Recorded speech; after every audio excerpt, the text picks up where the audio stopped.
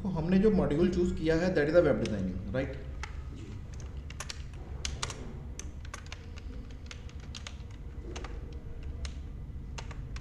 तो हमारा मॉड्यूल हो गया वेब डिजाइनिंग का।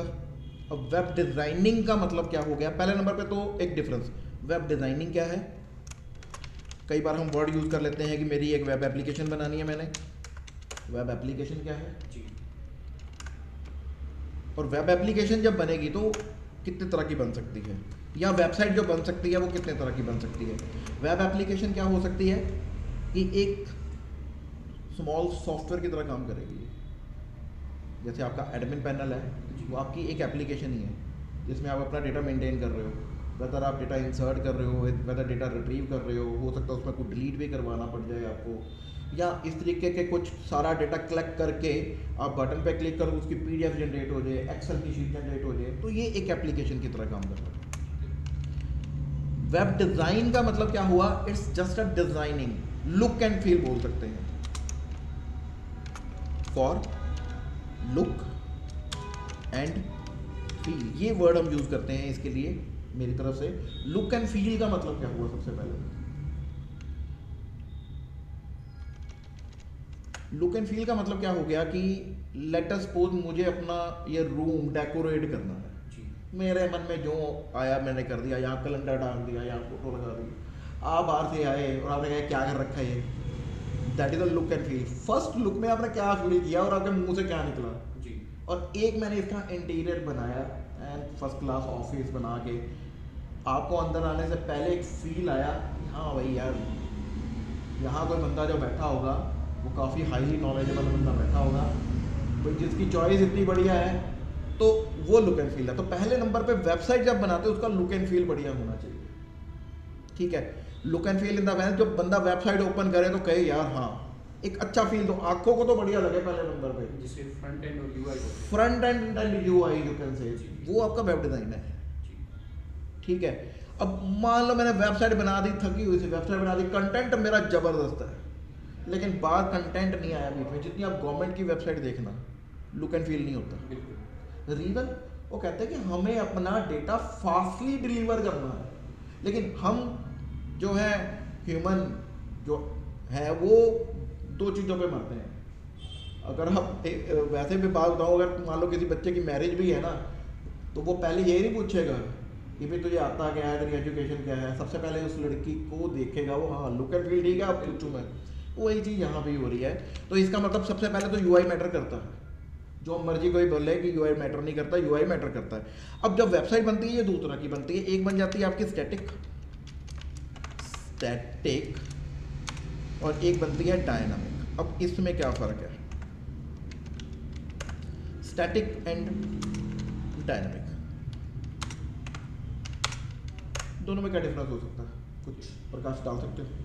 सर इसका सिर्फ नाम मैंने सुना है वहाँ पे जब वो बात करते हैं, लेकिन मुझे एक्चुअल में नहीं पता कि ये होती क्या डायनामिक। अब आप सोचो पहले नंबर पे, ये कर सकता हूँ कि डायनामिक मुझे ऐसा लगता है कि शायद ये ऑटोमेटिक कुछ वर्क करती है, कुछ ना कुछ ऑटोमेटिक काम करती है। स्टैटिक का मतलब क्या है? एक स्टडी और कुछ नहीं। ये मैंने यहाँ पे दीवार लगा रखी है, यहाँ पे मैंने एक लगा लो पोस्टर टांग दिया, डेली आपको यही दिखना है, स्टैटिक है, ठीक है, और कुछ नहीं है। मतलब एक ऐसी वेबसाइट बना दी जो किसी भी ब्राउज़र पे ओपन करोगे तो आपको उसका लुक एक जैसा ही दिखेगा, पिक्चर लगा दी है चिपकी हुई है, आप चेंज करना चाहते हो तो you can not change without the help, मतलब डेवलपर की आपको हेल्प लेनी पड़ेगी। एक पिक्चर भी चेंज करनी है ना, तो आप जाओगे यार एक इमेज चेंज कर दे इसमें, वो थोड़े नखरे करेगा, फिर उसके बाद वो इमेज करना कुछ नहीं, इमेज आपने दी, उसने क्या किया, फाइल ओपन की, आपकी फाइल का नाम चेंज किया, सेव किया, चेंज हो गई। यानी you are completely dependent on developers. आपको आता है चेंज करना, वो दैट द सेपरेट, लेकिन आपको वो फाइल ओपन करनी पड़ी, चेंज किया। जैसे एक MS वर्ड की फाइल है ना, आपको कोई स्पेलिंग चेंज करना है तो उसको ओपन करके, ये स्टैटिक, सिंपली स्टैटिक वेबसाइट। या 3 एक पेज की वेबसाइट ज़्यादा बनती है, होम पेज, कॉन्टैक्ट अस, एक आधा कोई प्रोडक्ट हो गया। मेरे पास सिर्फ एक ही प्रोडक्ट है, मेरे को उसी को ही दिखाना है और वो प्रोडक्ट मेरी दुकान पे ही मिलेगा, तो मैं कौन सी वेबसाइट बनवाऊंगा? मैं तो स्टैटिक बनवाऊंगा ना। लेकिन अदर हैंड मैंने अपना एक शॉपिंग स्टोर खोल लिया, मैं कहता हूँ यहाँ पे प्रोडक्ट दिखें, बंदा यहाँ क्लिक करे, परचेज भी करे, चलो मैं कह रहा हूँ परचेज करे, ले तो मेरी दुकान पे ही, लेकिन उसकी एक रिक्वेस्ट तो आ जाए मेरे पास, I want to buy this product. मेरे पास जैसे ऐसे डेली स्टॉक आता है मैं अपलोड करता रहता हूँ, चाहे वो महीने में आए या 6 महीने में आए या 10 महीने में आए एक बार।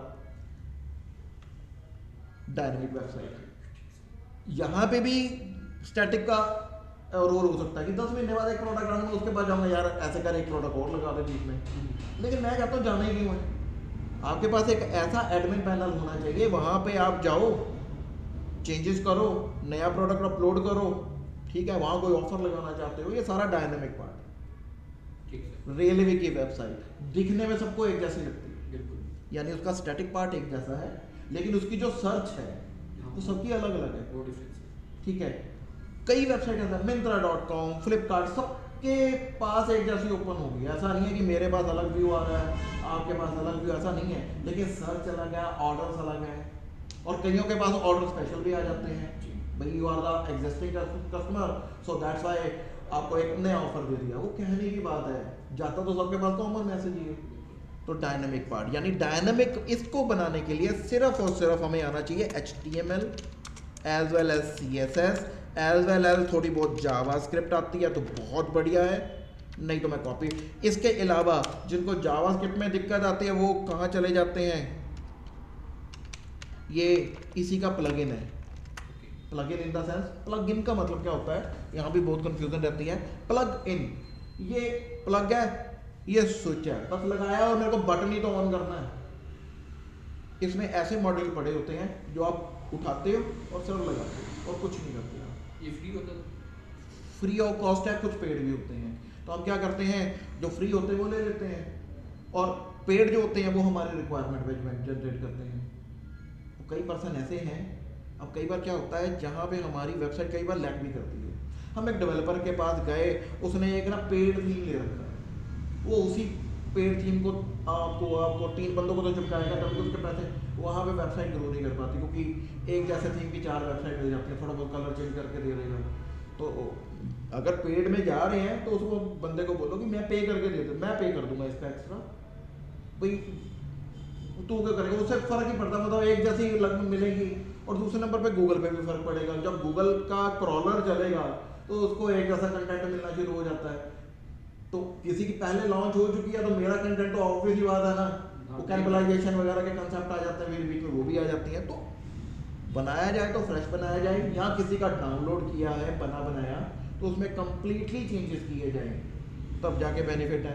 ये प्लगइन का मतलब क्या हो गया, सिंपली कि मेरे को अपनी वेबसाइट में कई बार कुछ एक्स्ट्रा इफेक्ट चाहिए होते हैं। जैसे कि मैं आपको एक छोटा सा एग्जांपल दिखाता हूँ, इफेक्ट कैसे, मेरे को कोई स्लाइडर चाहिए, ठीक है मिल गया स्लाइडर, मेरे को कुछ डेट का बना हुआ चाहिए। अब मैं इतनी कोडिंग करने थोड़ा बैठूंगा, मेरे में कैपेसिटी नहीं है इतनी ज़्यादा कि मैं कोडिंग करने बैठूं, क्योंकि कोडिंग तो मैं तब करूंगा ना, क्योंकि jQuery वालों ने ये बना दिया, jQuery UI बना दिया इन्होंने, कह रहा कि आपका UI बना के दे देते हैं हम आपको, UI इन द, और यार नेट ही नहीं चलता मेरा, बंद हो गया, चलो मैं बाद में देखते हैं फिर कभी। मतलब इसमें पहले से कुछ प्लगइन बने हुए हैं, आप लगा लो, जैसे कोई ड्रैग एंड ड्रॉप वाली एप्लीकेशन बनानी है। अभी सर मुझे समझ में आया, मैंने एक कॉपी कराई थी, कॉपी क्या कराई थी, बिल्कुल सेम ऐसी ही वेबसाइट बनाई थी जैसे सरकारी.com, सरकारी-रिजल्ट.com। हाँ हाँ हाँ हाँ, मेरी थी सरकारी-रिजल्ट+.com। हाँ हाँ हाँ, और उस पर मैंने करीब 3.5 से 4 लाख रुपए खर्च किए, लेकिन उस पर व्यूज़ ही नहीं आ पाए। वो आते कैसे, क्योंकि बिल्कुल सेम जो अभी आपने कहा, सेम वाला हो सकता है, सेम वाला हो सकता है।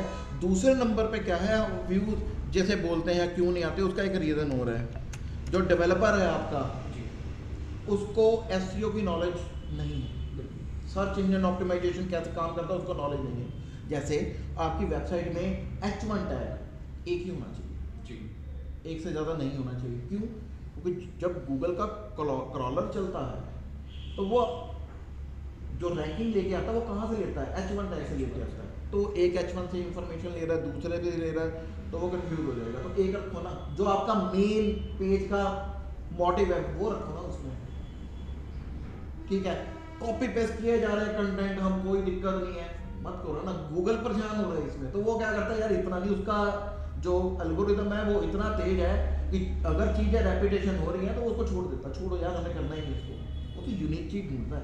वेल मैनेज वेबसाइट होनी चाहिए आपकी। अगर आपकी वेबसाइट वेल मैनेज है तो कोई नहीं रोक सकता आपकी वेबसाइट की रैंकिंग। गूगल रैंकिंग नहीं करता, पहला नंबर पे गूगल कुछ नहीं करता।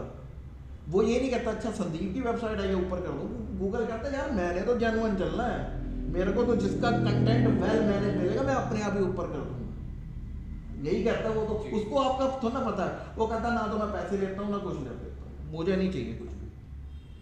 ये जो बैठे हैं पर्सन जो एसईओ करते हैं, ये क्या करते हैं, गूगल से सर्च करते हैं, रेलेवेंट कीवर्ड सर्च करते हैं, और रेलेवेंट कीवर्ड को सर्च करने के बाद वो मेटा टैग आता है उसको थोड़ा सा मेंटेन कर देते हैं, जिससे वो गूगल का क्रॉलर चलेगा। जब जब वेबसाइट में चेंज होगा तब तक उसका क्रॉलर भी चलेगा। यहाँ ऐसे चेंज हुआ है क्रॉल कर, मैं चेंजेस, यानी इसका मतलब आपकी वेबसाइट में रेगुलर चेंजेस होने चाहिए। गूगल का क्रॉलर कब एक्टिवेट होगा, जब उसको चेंजेस मिलेंगे। वो एक बार आएगा चेंज करेगा, दूसरी बार आएगा चेंज नहीं मिलेगा, कहते नहीं चेंज हुआ, छोड़ो यार, जिस रैंक पे पड़ा उसी रैंक पे रहना। चेंजेस भी होना चाहिए, अपग्रेडेशन भी होनी चाहिए उसमें थोड़ी सी।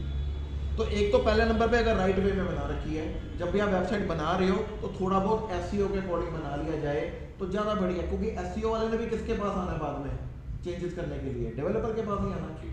तो कई पर्सन जानबूझ के करते हैं, ये जानबूझ के करते हैं कि ऐसे करो एसईओ करवा लो। बंदा कहता चल कर दे 5,000 10,000 महीना जो लेना ले ले, 3 महीने के पैसे तो आएंगे। वो क्या करता है, वो कमियां अपने आप ही दूर कर देता है, जिससे वो कहता 3 महीने में तो ऊपर आ गई, उसके बाद आप वो चल आ गई, अब छोड़ो कौन पैसे था, उसके बाद फिर वो डाउन चलना शुरू हो गई।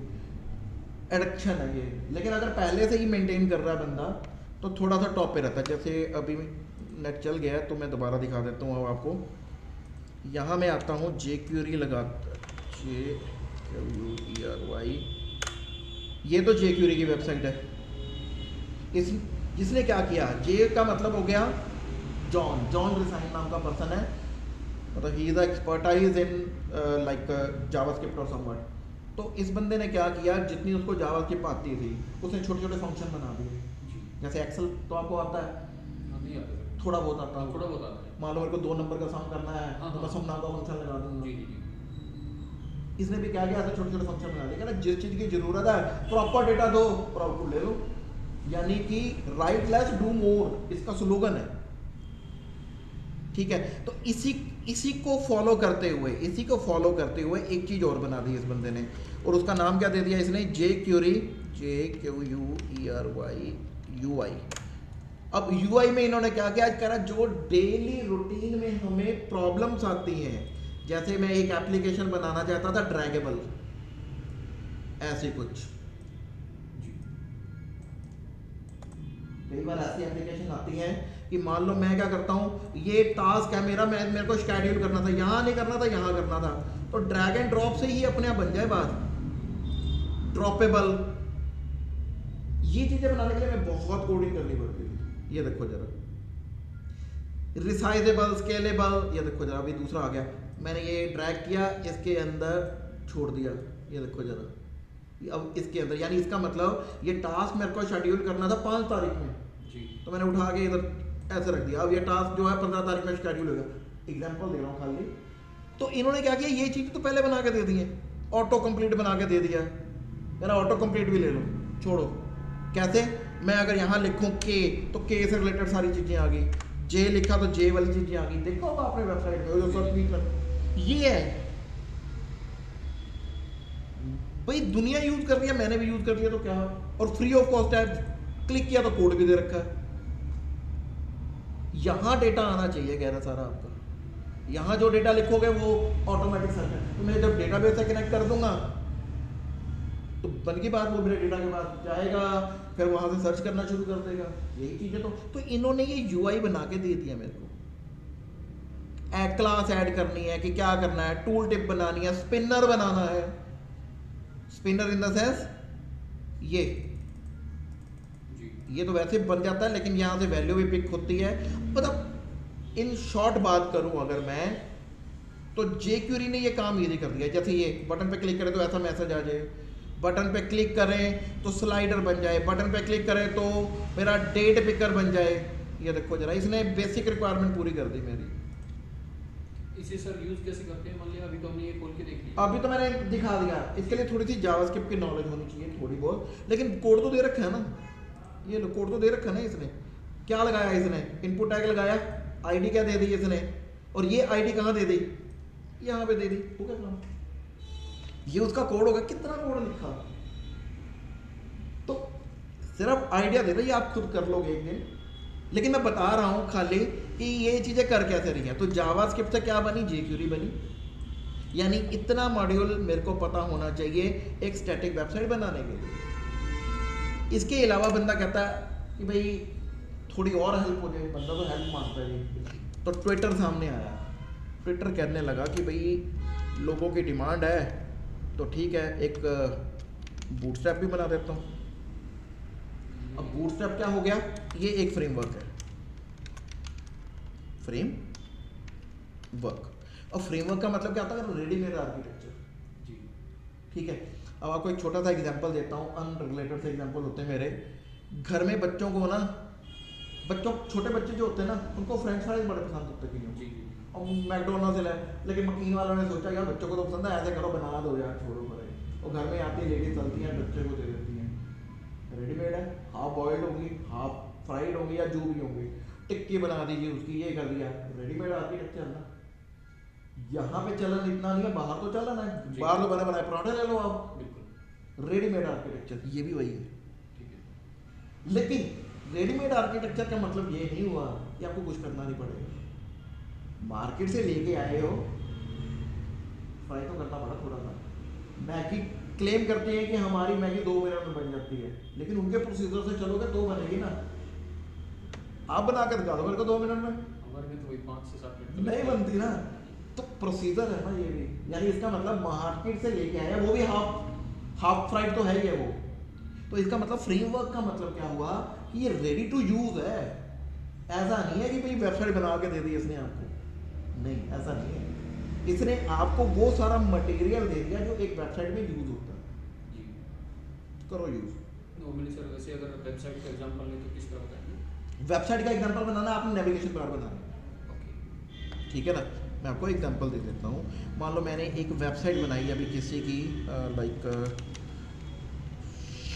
ये श्री राम नाम से वर्षों वालों की एक वेबसाइट बनाई मैंने, ये एक वेबसाइट है। अब मान लो मेरे को ये बनाना था, ये बनाना था, तो मैं कहता मैं नहीं कोड कार्ड करता यार, छोड़ कर कौन करेगा। तो मैं कहाँ गया, getbootstrap.com पे गया, और मैं जाने के बाद इसकी डॉक्यूमेंटेशन में गया। जिस बंदे को पढ़ने की आदत है वो फ्रेमवर्क पढ़ लेगा। डॉक्यूमेंटेशन मैंने पढ़ी और यहाँ लिखा कि यार नैव कैसे बनेगा, नैव पे आ गया, मैं कह रहा ये लो बना लो, ये कोड पढ़ा, बन गई मेरी नेविगेशन बार। नेविगेशन बार पूरी प्रॉपर, ये लो ये बना दिया ये इसने, ये देखो जी। अब कलर वलर चेंज करना ये मेरे पे छोड़ दिया इसने, समझ रहे बात? इसमें प्राइसिंग लिखा हुआ है सर, ये क्या कौन सी प्राइस? नहीं नहीं नहीं, इसने तो वैसे ही आपको बना के दिया है। वेबसाइट में प्राइसिंग भी तो देते हो, फीचर भी तो देते हो, उसने तो लिख के दे दिया, ठीक ठीक ठीक।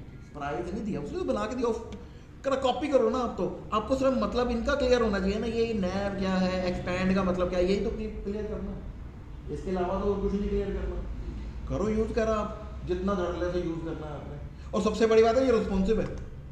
रिस्पॉन्सिव मतलब मोबाइल में ओपन करोगे अगर, तो ये मोबाइल के लुक में ऑटोमेटिकली कन्वर्ट हो जाएगा। जबकि नॉर्मल यहाँ पे जितने डेवलपर्स हैं वो रिस्पॉन्सिव वेबसाइट पहले नहीं बना के देते, वो बाद में कहते हैं सर रिस्पॉन्सिव है। आप कहते हो ना यार मोबाइल पे सर ये तो पहले बताना चाहिए, तो इसके तो पैसे एक्स्ट्रा लगेंगे। फिर पता क्या कितने लगेंगे, कोई ऐसा है रिस्पॉन्सिव बनाने में 5-7 हज़ार रुपये, तो फ़ायदा हुआ ना उसका। ये एक टैक्ट होते हैं बताने की, जबकि ये लगाने से वो ऑटोमेटिकली बन चुकी थी। ये देखो जरा, मैं छोटा करता हूँ तो ये कंटेंट देखो, स्क्रीन टू फिट है, और ज़्यादा छोटा किया मैंने, मेरे को तो नहीं बनाना पड़ा ना ये। तो ये फीचर कौन दे देता है मेरे को? बूटस्ट्रैप दे देता है। क्राउजल इन द सेंस, मैं अपनी एक वेबसाइट बनाना चाहता था और मुझे स्लाइडर लगाना है, कह रहा आपका इसमें काम चल सकता है? बूटस्ट्रैप ये बोलता है इसमें चल जाएगा काम आपका। मैं कहा चल जाएगा यार,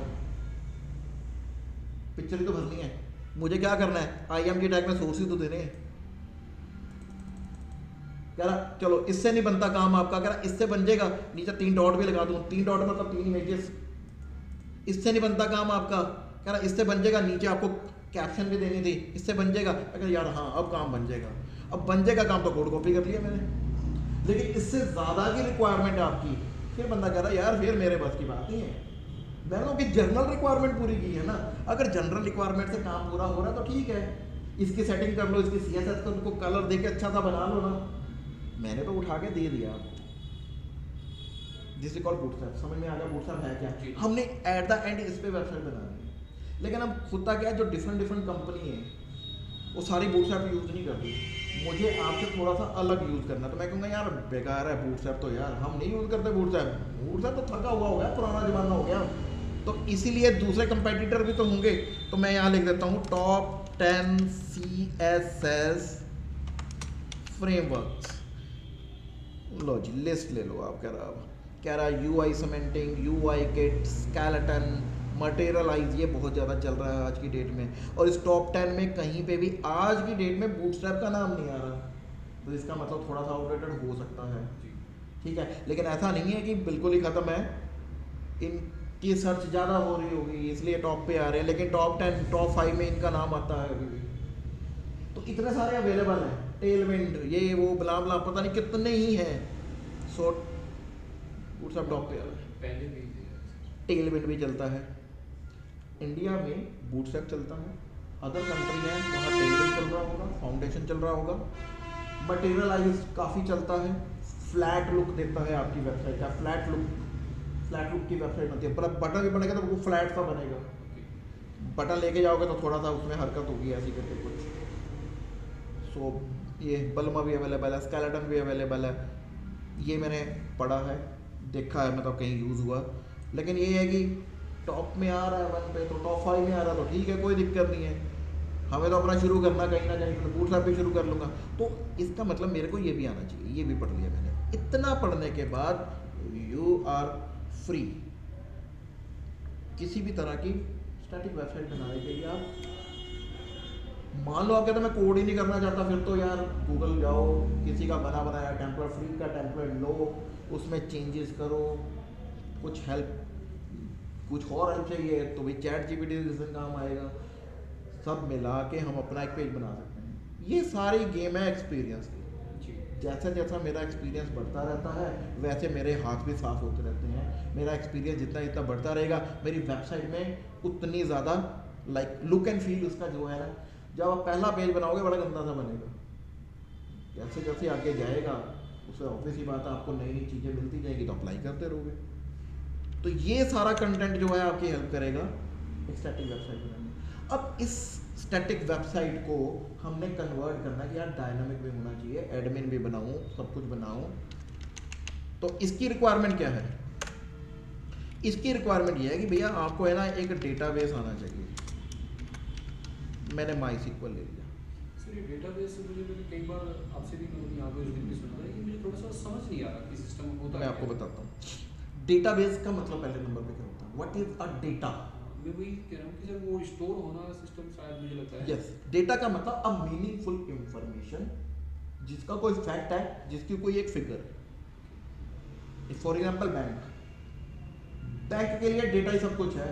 आज बैंक का सर्वर मैं क्रैश कर दूं, खत्म कर दूं डेटा, बैंक तो खत्म, आप कहाँ जाओगे? आपको याद होगा वर्ल्ड ट्रेड सेंटर पे जब अटैक हुआ था तब मिलियन एंड बिलियन का डेटा क्रैश हुआ था, तब उन्होंने चिप्स रोटी नहीं जो चली हुई थी वहाँ से डेटा रिकवर करने की कोशिश की थी, जहाँ से लोगों को ये लगा कि भाई क्लाउड नाम की भी चीज़ होनी चाहिए, कि भाई ये फिजिकल सिस्टम डैमेज हो चुका है अगर, तो एक ऐसी जगह होनी चाहिए थी जहाँ से मैं डेटा रिकवर कर पाऊँ। तो वहाँ से कंसेप्ट लोगों को समझ में आया था कि भाई क्लाउड नाम की भी कोई चीज़ है, जैसे कि आपकी जीमेल की ड्राइव। मेरा सिस्टम क्रैश हो गया आज, मेरा जीमेल पे जो डेटा पड़ा वो क्रैश नहीं हुआ। लोगों की अब समझ में आ रहा है, लोग पहले अपने फ़ोन नंबर ना गूगल पे सेव करके नहीं रखते थे, जब फ़ोन आता था नया हाथ में तो फिर वो बैकअप लेते थे, फ़ोन तो खराब हो गया था, कनेक्टेड है तो आ गया। तो इसका मतलब कहीं ना कहीं आपका डेटा सेव तो पड़ा है ना। यही वाला काम डेटा मेंटेन करने का आपको कौन हेल्प कर रहा है? इसमें MySQL हेल्प कर रहा है। मान लो आपने एक वेबसाइट बनानी है जिसमें आप ये चाहते हो कि बंदा अपना ईमेल सेव करके दे मेरे को, ताकि मैं उसका ईमेल कल को यूज़ करूँ, सब्सक्रिप्शन एंड ऑल दैट। बंदा इसमें अपना कॉन्टैक्ट नंबर भी दे, ठीक है, इसमें अपना एड्रेस भी दे मेरे को, ठीक है। इसके अलावा ये भी बताए कि वो मेल है कि फीमेल है, ठीक है। इसके अलावा ये इंफॉर्मेशन ले लेते हैं, ये 4 इंफॉर्मेशन मेरे को चाहिए। तो मैं क्या बनाऊंगा, इसका एक डेटाबेस बनाऊंगा। अब एक यूज़र आएगा, अपनी इंफॉर्मेशन सेव करेगा, वो आपके डेटाबेस में जाकर स्टोर हो जाएगी। जीमेल भी आपका डेटा स्टोर करता है, किसमें, डेटाबेस में स्टोर करता है। कई ऐसी वेबसाइट है जिसमें कई वेबसाइट ऐसी होंगी जिसमें जेंडर, क्या वेबसाइट में जेंडर की जरूरत है? कैसे? क्या वेबसाइट्स में लॉगिन करते हुए जेंडर की जरूरत है? नहीं सर, करते तो नहीं, क्योंकि वैसे तो इसमें डालते हैं भाई अपना डालो क्या कुछ जेंडर वगैरह ये सारी चीज़ें, लेकिन जो मेरी वेबसाइट जैसे मैंने बनवाई हुई है उसमें खाली जीमेल आईडी दो और पासवर्ड दिया बस हो गई। कई वेबसाइट ऐसी हैं जिसमें वो कहते हैं अपना यूजर नेम पासवर्ड डालो, लेकिन जब अंदर जाएंगे तो प्रोफाइल दे देंगे। हाँ, उसमें जेंडर मांगते हैं। जेंडर क्यों जरूरी है वेबसाइट में? अब आप देखो ना, जेंडर क्या जरूरी है। कई कंपनीज ऐसी हैं जिनके लिए जेंडर और एज बहुत मैटर करती है। अब आप ये देखो कि फ्लिपकार्ट या फेसबुक, आप कुछ फ्लिपकार्ट पे सर्च करो, उसी टाइम फेसबुक में भी साइड में जूते आ रहे होंगे, कपड़े आ रहे होंगे, बिल्कुल। यानी कि उनके पास आपका जेंडर बढ़ा हुआ है। अब ऐसा तो है नहीं कि मेरे को फ्रॉक दिख रही है, मेरे को तो जीन्स ही दिख रही है, मेरे को तो जूते दिख रहे हैं। तो जेंडर वहाँ पे जरूरी हो गया उनका। उन्होंने फिल्टर लगा लिया बैकएंड में, क्योंकि उनका डेटा कुकी में तो जा रहा होगा ना, यू नो अबाउट कुकीज ना। तो एक ऐसी इंफॉर्मेशन, एक ऐसी टेक्स्ट फाइल जिसमें आपकी कुछ ऑथेंटिक डिटेल स्टोर होती है। तो ये लॉगिन करने से पहले कहाँ जाते हैं, आपके मोबाइल, अपना मोबाइल में या आपके ब्राउजर में मुंह मारते हैं। पहले ये जाएंगे, पहले सर्च करें, अच्छा इसने 1 घंटा पहले क्या सर्च किया था, अच्छा ये सर्च किया था, चल ठीक है, अच्छा ये मेल है, ये फीमेल है, ठीक है, चल ठीक है, कॉन्टैक्ट नंबर भी सेव है तो ठीक है, निकाल लो, चलो यार, चलो ठीक है जी, उसके अकॉर्डिंग आपको डिटेल। तो दूसरे नंबर पे ये डेटा सेल होता है, ठीक है ना, एज ग्रुप के अकॉर्डिंग। मेल इतने एज ग्रुप की ये हैं, इतने मेल ग्रुप की ये हैं, इतने एज ग्रुप के, उनके अकॉर्डिंग फिल्टर लगा के उनको मेल करनी शुरू कर दी। तो प्रमोशनल एक्टिविटी है, तो वहाँ तो मुझे लगता है 4 ही तो चीज़ें चाहिए थी, और चाहिए क्या था। चलो, तो यहाँ पे जरूरत पड़ती है, इसलिए मेरे को लगता है कि ये चीज़ें जो है वो, लेकिन बंदा डरता है डालने के लिए, लेकिन प्रोफाइल अपडेट करते हुए नहीं डरेगा तो इसलिए सामने नहीं देते हम। जब बंदा लॉगिन कर लेगा, उसको मैं कह दूंगा कि भी अपनी प्रोफाइल अपडेट कर ले, जब वो कर लेगा तो मेरे पास उसका ऑथेंटिक डेटा आ जाएगा। तो इसको मेंटेन करने के लिए मेरे को किसकी जरूरत पड़ी, सीक्वल की जरूरत पड़ी, या फिर मेरे को किसकी जरूरत पड़ी, अगर मेरी बहुत बड़ी कंपनी है, मेरा बहुत ज़्यादा डेटा है, तो मे बी मैं ओरेकल में भी जाता हूँ। ये वो कंपनीज हैं जो मेरे लिए डेटा को मेंटेन करने का काम करती हैं। मेरा डेटा रिकवरी सिस्टम उसके, या उस डेटा फास्ट कैसे हो सकता है, आपकी वेबसाइट इन पे डिपेंड करती हैं। या आज के डेट में चल रहा है मोंगो डीबी भी चल रहा है, मोंगो डीबी भी चल रहा है। इनके बारे में आपको डिफरेंस पता चल जाएगा। ये सीक्वल बेस है, वो नो सीक्वल बेस है। ये RDBMS पे काम करता है, रिलेशनल डेटाबेस मैनेजमेंट सिस्टम पे काम करता है। रिलेशनल मतलब जैसे आप एक्सेल की शीट बनाते हो, वैसा ही कुछ आर्किटेक्चर ये बैकएंड में बनाता है, ताकि आपका डेटा प्रॉपर वे से स्टोर किया जा सके। जब कोई रिक्वेस्ट भेजेगा तो किसके बेस पे भेजेगा, इसमें तो यूनिक क्या है, ईमेल यूनिक होना चाहिए, ईमेल प्लस कॉन्टैक्ट नंबर भी यूनिक होना चाहिए कई बार।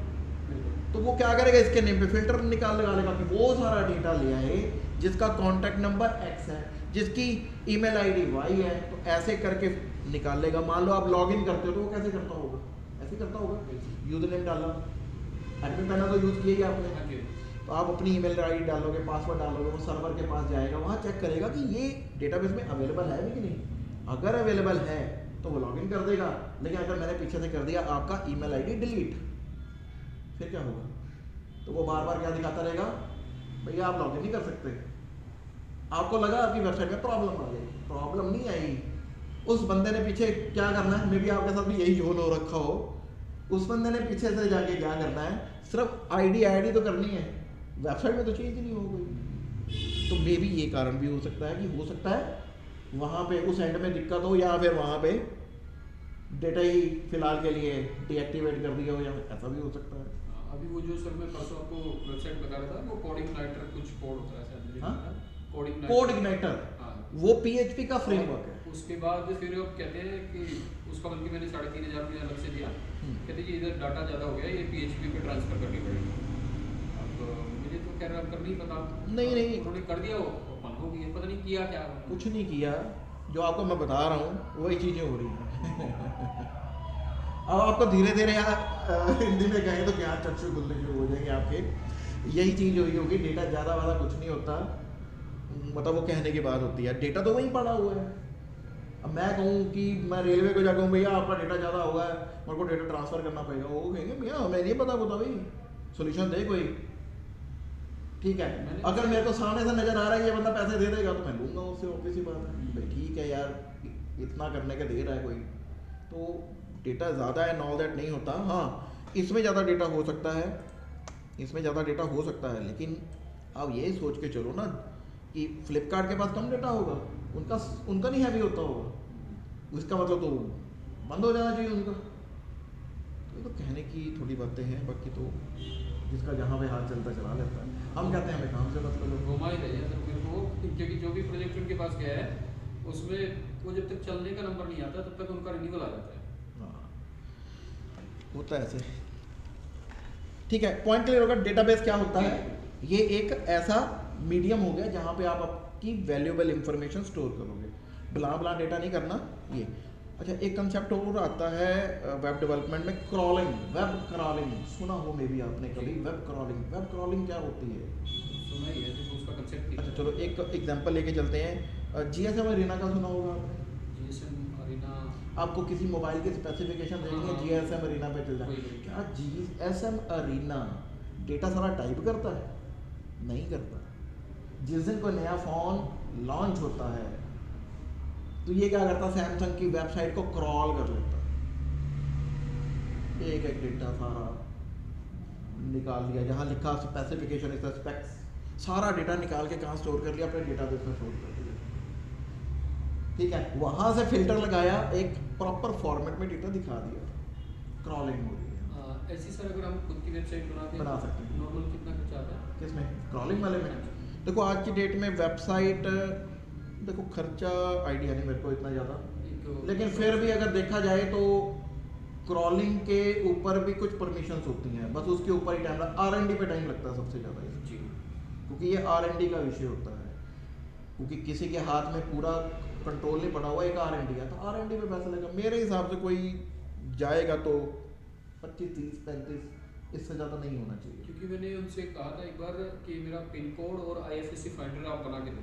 अच्छा, उसे मना कर दिया था कि ये API चाहिए, ये चाहिए, जबकि मैंने उन्हें ये कहा था कि आपको एक सिंपल सा लॉजिक ये लगाना है, थोड़ा सा समझ मुझे भी आती है कि आप एक सर्च बटन लगाओ, नीचे आप एक PDF की फाइल आपने दी हुई है, जैसे हम एक्सेल में पूरा डाटा डाला हुआ है और हम ऊपर उसमें कोई वर्ड लिखते हैं तो वो हाईलाइट हो जाता है, हमें सिर्फ इतना ही कुछ लॉजिक लगाना है। नहीं मेरे को समझ नहीं आया आपने बनाना क्या था, मेरे को समझ नहीं आया। मान लिया मैं पर्टिकुलर यमुनानगर का पिन कोड फाइंड करता हूँ, मान लो ये है मेरे पास, मान लो मैंने 13500 डाल के एंटर कर रहा हूँ, ये मेरा पिन हो गया। हाँ, अगर मैं सर्च करूँ पिन कोड ऑफ यमुनानगर तो अच्छा, मेरे सामने निकल चीज़ें सीखेंगे ना सर, तो चीज़ें सीखेंगे तो सही। ये जैसे हमने पहले वाली वो पिन कोड फाइंडर वाली दिखाई थी, और देखो मैंने डेटाबेस मेंटेन करना सिखा दिया, जी नॉर्मली API तक नहीं पहुंचता कोई, लेकिन आपके माइंड में कंसेप्ट है तो you can retrieve that data and like जहाँ पुट करना चाहते हैं। वैसे ये हम ज़्यादातर रिएक्ट में लगाते हैं इस तरीके की, लेकिन ये है कि चलो किया जा सकता है, इम्प्लीमेंट किया जा सकता है, क्योंकि मैं अगर ये डेटा निकाल लूँ, मैं डायरेक्ट ही डेटा लगा दूँ ये वाला तो लगाया जा सकता है, API पड़ी है तो लगाया जा सकता है। मुझे रिक्वेस्ट वहाँ तक लेके जानी है, मुझे अपना डेटाबेस तो बनाना ही है, तो किया जा सकता है, कर भी लोगे, ऐसी बात नहीं है, डन हो गया इतना ही। लेकिन ये जो कर आप कह रहे हो कि करना है, इसके लिए आपको बैकएंड पढ़ना पड़ेगा ना, फिर आपको ये बैकएंड पढ़ना पड़ेगा ना, इसमें नहीं आता ये, आगे चलेंगे धीरे-धीरे। हाँ उसमें नहीं आता। उसमें आपको क्या चूज़ करना पड़ता है, कोई बैकएंड प्रोग्रामिंग लाइक PHP हो गया, लारावेल हो गया, कोड इग्नाइटर हो गया, इस तरीके का कोई प्लेटफॉर्म चूज़ करना पड़ेगा, तब आप इस तरीके इस लेवल पे काम कर सकते हो। अगर आप इस तरीके इस लेवल पे काम करना चाहते हो तो ऑब्वियस ही बात है आपको फिर बैकएंड सीखना पड़ेगा। इसमें ऐसा नहीं है, इसमें आप क्या बना सकते हो, वो जो परफॉर्मा बना हुआ था ना, जी वो 101% बना दोगे, उसकी तो मैं गारंटी देता हूँ। उसकी तो वो बहुत सिंपल था, वो तो ये बड़े आराम से बना दोगे। सो इसकी डिस्कशन से कुछ पॉइंट तो क्लियर हो गए। हाँ जी सर। ठीक है, अब डायनेमिक में डेटाबेस का हो गया। अब सेकंड डायनेमिक के लिए क्या चाहिए होता है मेरे को, एक कोडिंग पैटर्न भी पढ़ना है। मुझे कोडिंग पैटर्न चाहिए एक, सबसे इजी PHP, और मैक्सिमम यहाँ जो बंदे बैठे हैं यमुनानगर में वो सारे PHP लेवल। लेकिन ये है कि PHP जो है कोर में आज की डेट में काम नहीं होता, लेकिन पढ़नी पड़ती है, क्योंकि आज की डेट में लोग किस पे काम करते हैं, PHP के फ्रेमवर्क पे। तो फ्रेमवर्क आप फिर समझ गए होंगे क्या है। जी जैसे बूटस्ट्रैप का फ्रेमवर्क है, ऐसा ही इसका भी फ्रेमवर्क है। तो PHP के फ्रेमवर्क लारावेल हो गया, कोड इग्नाइटर हो गया, केक PHP हो गया। केक यूज़ नहीं हो रहा आज की डेट में, जो ट्रेंडिंग में है पहले नंबर पे that is a Laravel, second number पे कोड इग्नाइटर, ये थोड़े से टॉप पे चल रहे हैं। जो मैक्सिमम यहाँ डेवलपर हैं वो डायरेक्ट ही क्या करते हैं, कोड इग्नाइटर सीखते हैं। थोड़ी सी PHP सीखी और कोड इग्नाइटर कर लिया या लारावेल कर लिया। लेकिन ये ज़रूरी है कि अगर आप कोई फ्रेमवर्क करना चाहते हो तो कोर PHP जरूर पढ़ो। ऑब्जेक्ट ओरिएंटेड प्रोग्रामिंग आती है कि ऑब्जेक्ट क्या होता है, एरे क्या होता है, लूप्स क्या होते हैं, ये तो सीखना पड़ेगा। क्योंकि डेटा आपके पास इतना आ रहा है तो स्टोर कहाँ करोगे, एक ऑब्जेक्ट में करोगे स्टोर या एरे में स्टोर करोगे। तो ये चीज़ें अगर आपको पता है तो ऑब्वियस ही बात है, जो आपका अचीव करना चाहते हैं लेवल वो अचीव कर ही लोगे। ठीक हो गया। तो इसके लिए हमें एक ये चूज करना पड़ जाता है। अब इससे एक और निकल के आता है फील्ड हमारा। अब फील्ड क्या निकल के आता है, पर्सन क्या कहते हैं कि चलो ये तो मैंने कर लिया, ज़्यादातर यहाँ पे यही कॉम्बिनेशन बना के फ्री हो जाते हैं, क्योंकि इतना पोर्शन जल्दी कवर हो जाता है अगर कोई सीखने वाला बंदा है तो। अब यहाँ से सेकंड लेवल में निकल के आ जाता है। सब कुछ बंदे कहते हैं कि मैं तो Node.js करूँगा, ठीक है कर लो, क्योंकि उसने जावास्क्रिप्ट पढ़ी है तो Node.js जल्दी क्लियर हो जाएगा उसका। Node.js क्लियर हो गया है तो उसका React.js भी हो सकता है, क्योंकि ये तो पढ़ा ही हुआ है उसने। Node.js जल्दी क्लियर हो जाता है क्योंकि उसने API पता है, डेटाबेस उसको पता है, API क्या है, कैसे बनती हैं, यही सीखना है। काम कैसे करती हैं वो तो दिखाई दिया मैंने, बने बनाई पड़ी है। अपनी बनानी हो तो इनमें भी बन सकती है। बंदा कहता है यार मैं क्यों पंगा लूँ इतना, API तो मैं इसमें भी बना सकता हूँ। तो फिर आगे जैसे जैसे बंदे की रिक्वायरमेंट होती है वैसे वैसे करता रहता है। तो नोड भी कर सकते हैं, रिएक्ट भी कर सकते हैं, लेकिन फर्स्ट ऑफ ऑल ये तो है, ये डन हो गया इतना। तो आपको एक मैंने प्लेटफॉर्म दिखा दिया कि ये प्लेटफॉर्म हम अचीव कर सकते हैं। क्योंकि किसी भी कोर्स को शुरू करने से पहले उसका बेस पता होना चाहिए, भैया हमारा एक एंड प्रोफाइल हमारी क्या बन सकती है। ये आप समझ गए होंगे कि आप एंड लेवल कहाँ जा सकते हो। आपके माइंड में शायद 2-4 पॉइंट भी आ गए हों कि अगर मेरे को ये आ जाता कि मैं आगे चल के क्या कर सकता हूँ। ठीक है, जो मैंने पॉइंट बताए हैं अगर उसके अकॉर्डिंग चले तो वो ऑब्वियसली बात है बन ही जाएंगे। ठीक है, अब सेकंड नंबर पे क्या करना है आपने, ये चीज़ें तो हो गई सारी मान गए। अब मेरे को एक सॉफ्टवेयर चाहिए जिसके ऊपर मैं कोडिंग करूँगा। तो आज की डेट में सबसे ज़्यादा लोगों का जो फेवरेट सॉफ्टवेयर है that is visual studio code. इसको इन शॉर्ट हम VS कोड भी बोलते हैं, VS कोड भी बोल देते हैं। फ्री ऑफ कॉस्ट है, डाउनलोड करो और इंस्टॉल करो। आपने इंस्टॉल तो कर रखा होगा, ठीक है। लेकिन जब आप इंस्टॉल करते हैं तो उसमें एक बात ध्यान देनी चाहिए, जब आप उसे इंस्टॉल करते हैं तो ना 2 चेक बॉक्स लगे नज़र आते हैं वहाँ पे, जिसके ऊपर हम चेक कभी लगाते नहीं हैं, पर नेक्स्ट कर देते हैं। तो चेक जरूर लगाना चाहिए, उसका एक बेनिफिट रहता है, वो आपको बेनिफिट बताता हूँ क्या है। ये मैं कर रहा हूँ बंद, ये भी बंद कर दिया मैंने। अब मैं क्या ओपन करता हूँ, यहाँ से अपना विजुअल स्टूडियो कोड ओपन कर लेता हूँ। ये मेरा विजुअल स्टूडियो कोड ओपन हो गया है। काम करने का तरीका क्या है, राइट वे मैं आपको बता रहा हूँ। इसमें सबसे पहले आपने क्या करना है, यहाँ पे फाइल में जाना है और एक ना फोल्डर बना लेना है। फोल्डर बनाने का बेनिफिट क्या होगा कि फ्यूचर में जब आप कोई प्रोजेक्ट बनाओगे, एक तो फाइल सारी की सारी स्कैटर मैनर में रहेगी, क्लब रहेगी। ये तो पता क्या होगा, एक फाइल बनाई सी में पड़ी है, एक फाइल डी में पड़ी है, एक आपकी डेस्कटॉप में पड़ी, वो कभी नहीं करना, इकट्ठा रहेगा। किसी को जिप करके देना आसान हो जाएगा, सर्वर पे अपलोड करना तो पूरा फोल्डर अपलोड करूँगा मैं, ऐसा नहीं है कि अलग अलग लोकेशन से। दूसरा फ़ायदा क्या रहेगा जो आपकी प्रॉब्लम थी कि एक फ़ाइल ओपन हो रही थी दूसरी बंद हो रही थी, वो सोल्यूशन भी इसमें मिल जाएगा। जैसे कि मैंने एक फ़ोल्डर बना दिया, क्या नेम क्या आपका? राहुल। राहुल। तो मैं आप ही के नेम से बना देता हूँ, राहुल WD नाम से बना दिया, और इस फोल्डर को कर लिया मैंने ओपन। नेचुरली एक टाइम में एक ही फाइल ओपन होती है जब आप ओपन करते हो, लेकिन एक फ़ोल्डर बन चुका है यहाँ पे। अगर आप यहाँ देखें तो एक फ़ोल्डर बन चुका है यहाँ पे। जब ये फ़ोल्डर मेरा बन गया तो यहाँ पे शॉर्टकट दे रखें, यहाँ पे क्लिक किया तो एक फ़ाइल बन गई। तो मैंने एक फ़ाइल बना दी यहाँ पे ex1.html, एक फ़ाइल और बना दी मैंने यहाँ पे ex2.html। अब दो फाइल आ गई यहाँ पे। बंद कर दो चाहे आप इनको, इसको भी बंद कर दो आप चाहे, इसके अंदर दो फाइल स्टोर है, जी। ठीक है। दोबारा ओपन कर लो चाहे यहाँ पे, तो आपको दो फाइल इस फोल्डर के अंदर मिलेंगी। तो आप एक फाइल ओपन करो या 10 ओपन करो, तो फोल्डर आपका जरूर बनना चाहिए, जैसे आपकी ये प्रॉब्लम दूर हो जाए।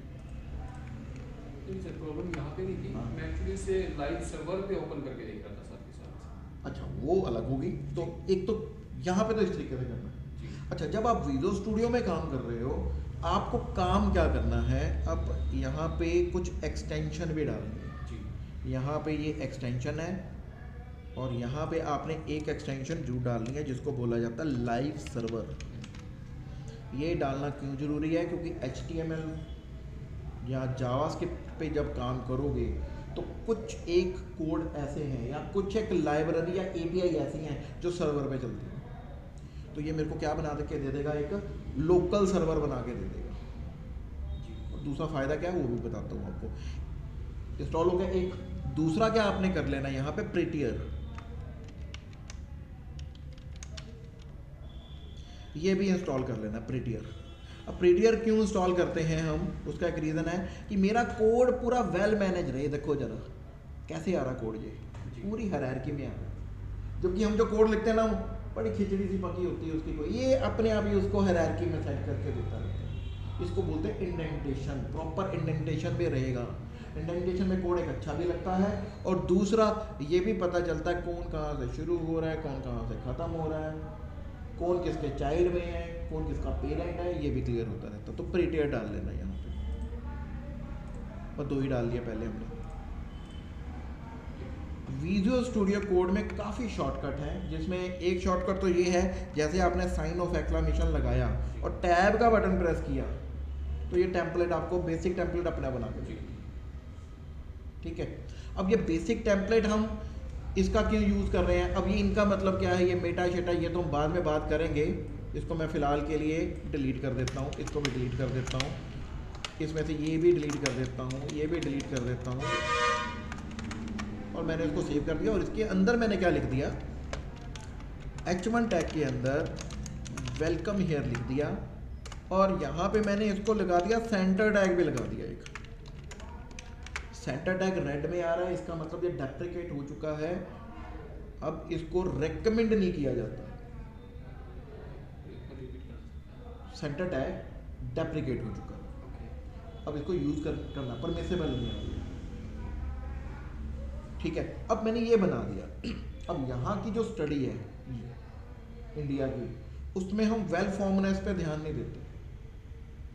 वेल फॉर्मनेस मतलब ये आपकी वेबसाइट वेल फॉर्म है कि नहीं है, आपने कितने टैग यूज़ किए हैं जो डेप्रिकेट हो चुके हैं, हम इस पर ध्यान नहीं देते कोई।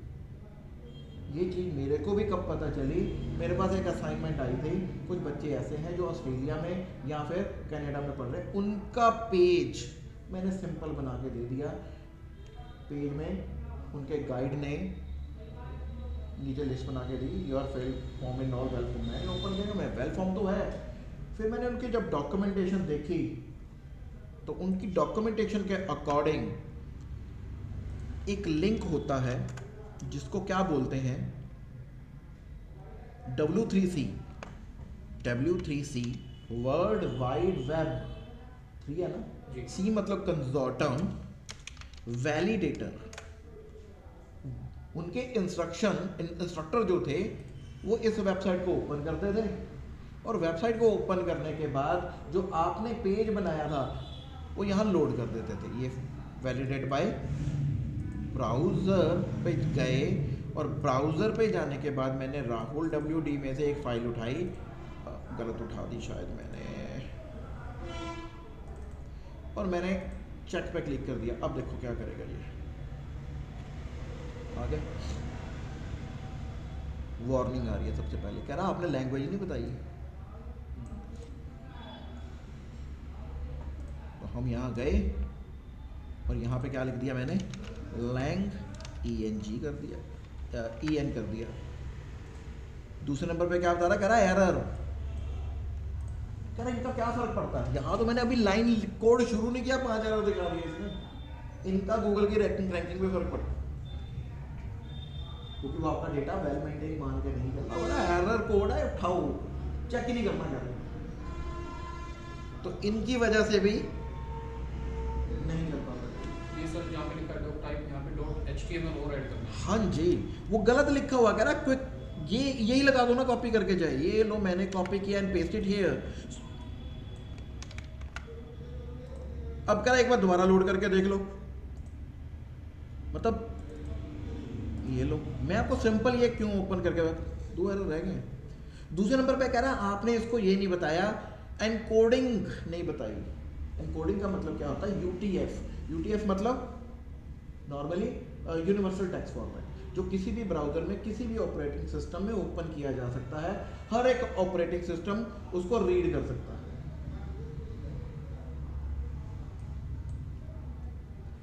अब इसको देख के कैसे पता चलेगा, आप सर्च तो कर सकते हैं ना, ये लो, ये सर्च करके मैं गूगल पे डाल लेता हूँ, वैसे मेरे को पता है कौन सा लगाना, लेकिन मैं सर्च करता हूँ, कह रहा why is this HTML document invalidate, तो कुछ तो बताएगा। वैसे कौन सा टैग डिलीट किया था मैंने, मेटा टैग डिलीट किया था इसके लिए, तो यहाँ से देख सर्च करने की कोशिश करूँगा, ये रहा, यस ये दिस वन। मेटा का मतलब क्या होता है, डेटा विद, मेटा डेटा बोलते हैं इसको, डेटा विद इन डेटा। तो मैंने पेस्ट किया यहाँ पे और मैंने रन करके देखा यहाँ पे, तो डन हो गया यहाँ पे, ये सेकंड पॉइंट हो गया। अगर आप इसके अकॉर्डिंग बनाते हो तो अब कह रहा ठीक हो गया यहाँ पे। अब यहाँ पे एक इन्फो दे रहा है, एरर नहीं है, यहाँ स्लैश नहीं करा लगा होना चाहिए, लेकिन इन्फो है, ग्रीन है, कोई दिक्कत नहीं है। दूसरा सेंटर्ड है, कह रहा आप सर्कल, कह रहा इसकी जगह आप CSS लगाओ, यानी इसको वो यूज करने से मना कर रहा है, तो हटाओ ना इसको, फिर ये हटा दिया मैंने। अब मेरी वेबसाइट पूरी प्रॉपर है। अगर वेबसाइट इस वे से बनाई जाए तो ज़्यादा बेटर रहती है, लेकिन हर चीज़ को मेंटेन करना नहीं, लेकिन इतना तो कर सकते हो ना, एरर तो ना आए ना। वैलिडेटर, जबकि हम जितनी भी वेबसाइट अपनी लेके चलते हैं, किसी की वेबसाइट वैलिडेट नहीं होती, चेक ही नहीं करता कोई, ये मतलब मैं खुद नहीं चेक करता अपनी वेबसाइट। लेकिन ये है कि ये पॉइंट आना चाहिए बीच में, लेकिन जब SEO वगैरह होती है वहाँ चीज़ें मैटर करती हैं। जैसे मैं कह रहा हूँ कि अगर पहले से ही कंट्रोल रखा जाए तो ऑब्वियस ही बात है कुछ तो फ़ायदा होगा। किसी का डेटा कॉपी करना है नहीं करना, वो तो बात जब तो करेंगे कॉपी में, लेकिन कई ऐसी वेबसाइट्स हैं जहाँ उसको रीट्रांसलेट तो किया जा सकता है कि नहीं, मीनिंग वही निकल के आएगा, लेकिन रीट्रांसलेट कर दिया मैंने, तो वो तो किया जा सकता है ना। हम क्या करते हैं, बस जहाँ उठाया वहाँ लगा दिया, नहीं ऐसा नहीं करना चाहिए। पॉइंट क्लियर हो गई है बोला जी। अब यहाँ पे मैं कह रहा था कि इस जो एक्सटेंशन डाली थी उसका बेनिफिट क्या, उसकी वजह से क्या हुआ कि यहाँ पे एक ना स्टॉप या लाइव सर्वर वाला कॉलम आ गया यहाँ पे, ओपन विद लाइव सर्वर, यहाँ क्लिक कर दिया मैंने, ये पेज मेरा ओपन हो गया। इसको मैं बंद कर देता हूँ और एक मैं नॉर्मल पेज यहाँ से भी ओपन कर लेता हूँ। दोनों में डिफरेंस क्या है, एक मेरा पेज यहाँ से ओपन हो गया, दोनों में सेम आउटपुट आ रही है। मैं इसको छोटा कर देता हूँ थोड़ा, ताकि मैं आपको डिफरेंस दिखाऊँ यहाँ पे, और मैं यहाँ जाके ना एक लाइन और लिख देता हूँ, सेव कर देता हूँ, कोई चेंज नहीं हुआ यहाँ पे। लेकिन यहाँ पे देखो जरा, जैसे आपने सेव किया वो रिफ्रेश हो चुका अपने आप। एक छोटा सा बेनिफिट ये मिल जाता है, तो यहाँ पे करना पड़ेगा। दूसरा बेनिफिट क्या है? ये सर मेरे वाले में रिफ्रेश मुझे मतलब कैसे हुआ है, मैं तो जब करता हूँ तो मुझे रिफ्रेश करना पड़ रहा है। वो लाइव सर्वर की वजह से। तो मैंने जो खोला हुआ है वो लाइव सर्वर पे नहीं है, आपका फाइल सिस्टम पे है। ठीक है। दूसरा इसका बेनिफिट क्या रहेगा, अगर ये पेज आपको चेक करना है मोबाइल पे, यार मोबाइल पे कैसा लगेगा? वैसे तो यहाँ पे चेक किया जा सकता है, राइट क्लिक करते हैं या फिर ये मोबाइल व्यू खोल देता है यहाँ पे, या देखो जरा मोबाइल वाला व्यू आ गया यहाँ पे, ये देखो मोबाइल पे ऐसा लगेगा, कंट्रोल शिफ्ट एम करते हैं यहाँ पे, लेकिन वहाँ पे प्रॉपर नहीं दिखा पाता। तो मुझे यहाँ ओपन करना है, तो वो जो आईपी दिख रहा है ऊपर, जी लोकल आईपी बोलते हैं, 127 से जो शुरू होता है वो लोकल एड्रेस होता है। इसका पोर्ट नंबर क्या है? 5500। अगर मैं इसको यहाँ ओपन करना चाहता हूँ तो मैं ओपन कर सकता हूँ। इसको कैसे ओपन करेंगे मैं बताता हूँ आपको। पहला रूल क्या है कि आपका लैपटॉप जिस नेटवर्क से कनेक्टेड है उसी नेटवर्क से ये भी कनेक्ट होना चाहिए। ठीक है, यानी कि मेरा वाईफाई, मेरे को अपना कनेक्शन जो है वो बंद करना पड़ेगा, वाईफाई से कनेक्ट करना पड़ेगा। तो मैंने वाईफाई से कनेक्ट कर लिया, अब ये मेरा वाईफाई से कनेक्टेड है। ठीक है जी, ये मैं ऑन कर दिया मैंने वाईफाई, यानी वाईफाई से कनेक्ट कर दिया मैंने अगर, तो ग्रिपर से भी कनेक्ट हो गया। मैं जनरली ऑफ ही पड़ रहता, मेरा डेटा ही बहुत है आजकल, ख़त्म नहीं होता, तो अब कनेक्ट हो चुका, यानी इसका आईपी और उसका आईपी सेम हो गया। नेटवर्क इसी को कहते हैं लोकल नेटवर्क। यहाँ पे ये भी किया जा सकता है कि मैंने इसको लाइव करके छोड़ दिया, इसको मैं उस कंप्यूटर पे ओपन कर लूँ। ये वाला पेज मेरे इस लैपटॉप में चल रहा है, उस कंप्यूटर पे भी ओपन कर सकता हूँ। क्यों? क्योंकि वो भी इसी नेटवर्क से कनेक्टेड है। तो एक लोकल एरिया नेटवर्क बन गया, लैन सिस्टम बन गया, लोकल एरिया नेटवर्क बन गया। अब ये आईपी जो है मेरा, अब मान लो मेरे को किसी को काम करवाना, मैंने 3 स्टाफ बैठा रखे हैं यहाँ पे, ये मेरा एक सर्वर बन गया, वहाँ से एंट्री कर रहा है, वो भी एंट्री यहाँ सेव हो रही है, वहाँ से एंट्री कर रहा है, वो भी यहाँ सेव हो रही है, ऐसा हो सकता है। लोकल नेटवर्क बन चुका है। लेकिन ओपन कैसे होगा? इसके लिए आपको करना क्या है कि CMD में चले जाना है यहाँ पे, और एडमिन पे कमांड चलती हैं कुछ, यहाँ आ जाना है और यहाँ देखना है IP config पेज, अरे -ऑल कर देना मेरे को, खुल की सारी इंफॉर्मेशन। अब इस IP config में क्या आता है? आपके कंप्यूटर का नाम मुझे को नहीं चाहिए, फिजिकल एड्रेस नहीं चाहिए, मैक एड्रेस वगैरह होते हैं जो नहीं चाहिए। मेरे को किस चीज़ की ज़रूरत है? मेरे को IP की ज़रूरत है जो प्रेफर्ड है। 192.168.1.3 ये IP है जो मुझे यहाँ डालना पड़ेगा, वहाँ डालना पड़ेगा, इवन देन आपके फ़ोन में भी डाल सकता हूँ मैं, अगर आप मेरे नेटवर्क से कनेक्टेड हो तो। मैं सिंपली इसी को ही यहाँ पे लिख देता हूँ, तो एक बार लिख के देख लेते हैं। मैंने क्या लिखा? 192.168 और .1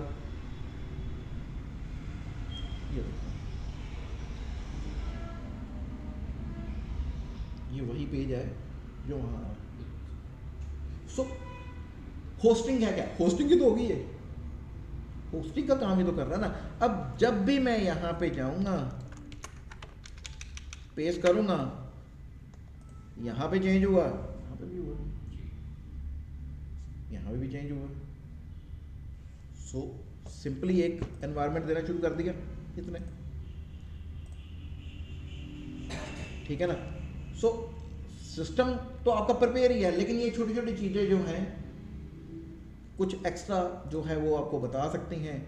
इसका बेनिफिट ये रहता है कि कल को आप डेवलपमेंट करते हो अगर, तो आपको ये भी पता चलेगा कि आप फ़ोन पे जो दिक्कत आ रही है, कई बंदे कहते हैं यार फ़ोन पे नहीं बढ़िया खुल रही, तो यार फ़ोन पे ओपन करना है, वैसे तो अगर वेबसाइट होस्ट कर चुके हैं तब तो कोई प्रॉब्लम नहीं है, लेकिन जब आप कोड चेंज कर रहे हैं तो 2 तरीके हैं उसके, या तो मैं इससे कनेक्ट हो जाऊँ, या फिर मैं पहले चेंज करूँ फिर सर्वर पे डाल लूँ फिर चेक करूँ। अब कई तो लाइव ही काम करते हैं, पर मैं नहीं लाइव करता कभी काम, उसमें मेरे को एक बार दिक्कत आ गई थी।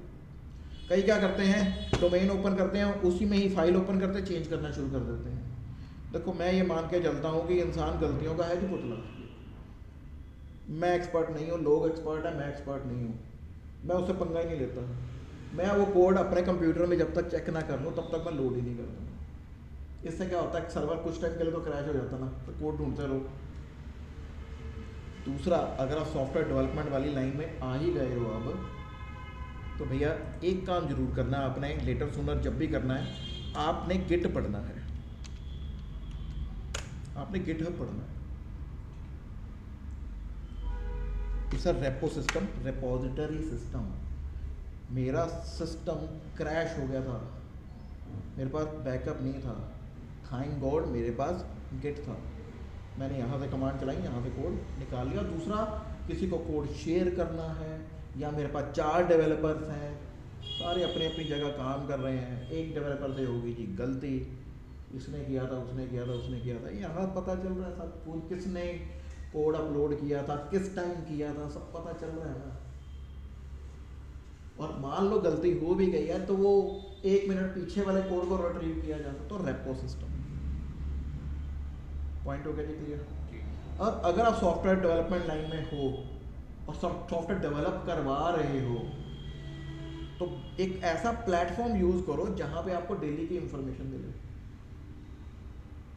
ऐसा भी होना चाहिए कोई ना कोई टूल, ठीक है। तो एक आता है सॉफ्टवेयर आपके पास, ये जीरा वगैरह के सॉफ्टवेयर आते हैं, सुना हो मे भी आप लोगों ने, जीरा सॉफ्टवेयर। इसमें क्या होता है, ये जीरा डाल दिया मैंने इस पे, ये आ गया ना। जीरा सॉफ्टवेयर में ये नहीं है, मेरे को ना नाम भूल गया शायद उसका, जीरा था, पता नहीं क्या था, जीरा। ये देखो जैसे ये सॉफ्टवेयर आ रहे हैं ना कुछ इस तरीके के टेस्टिंग टूल। इसका बेनिफिट क्या रहता है,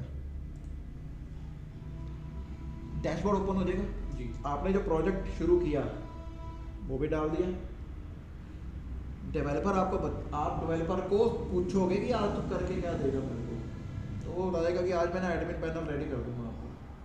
भैया वो लिखेगा वहाँ पे एडमिन पैनल, आपको पूरी इंफॉर्मेशन मिलेगी, कंप्लीट हुआ नहीं हुआ। जो स्टैंडर्ड कंपनीज है वो इसको यूज़ करती हैं, यहाँ तो पूछते हैं यार हाँ जी वैसे कर दे यार ये, वहाँ पे पूरी डिटेल रहती है।